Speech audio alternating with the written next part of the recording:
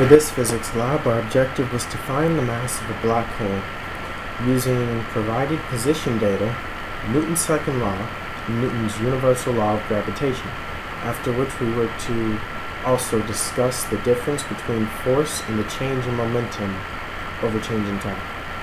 The findings of this lab were that the black hole had a mass of about 2.375 times 10 to the 31st kilograms, so this lab was successful.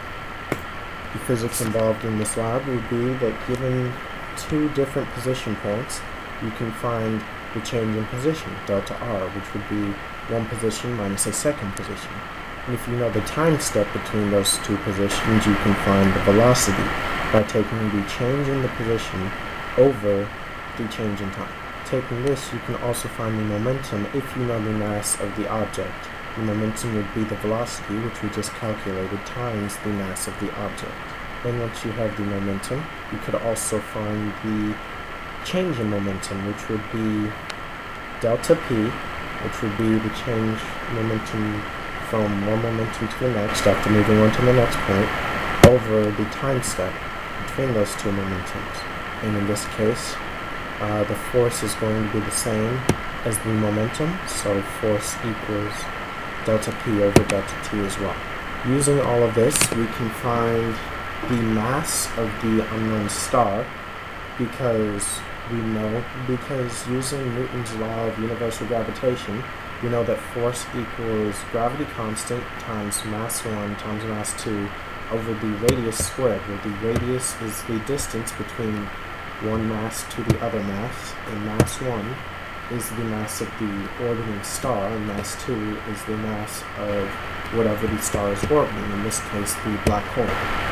We know the mass, so if we are given the mass of the star, and we are given the position of the star and the position of the black hole, then we can find the radius as well.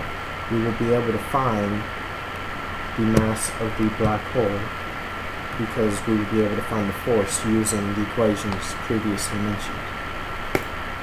Also, if you want to break up the forces and the momentum into components, you have the parallel component of the momentum, which governs whether or not the object is speeding up. And in this case, that would mean that p parallel equals p hat, which is the direction that the object is moving in, times the change in momentum from one point to another point. And if the momentum increases, then you know that p parallel is positive, which is why you can do p hat times the change in momentum. This shows that it is indeed related to the speed that the object is moving at, whether or not it's speeding up or not. The perpendicular component of the momentum is just going to be the momentum minus the parallel component of the momentum. And mathematically, force is equal to not momentum, but the change in momentum. And by the way, the change in momentum is with respect to time. However, this does not mean that momentum and force are the same thing. A change in momentum is caused by a force acting on the object. Momentum simply represents the speed that an object is moving at with relation to its mass, as not the same as what forces are causing the object to move in this new way, which would be the forces acting on the object. In this lab, we were given the mass of the orbiting star, the black hole position, the position of the black hole, the time step between all of these position points, and is about it.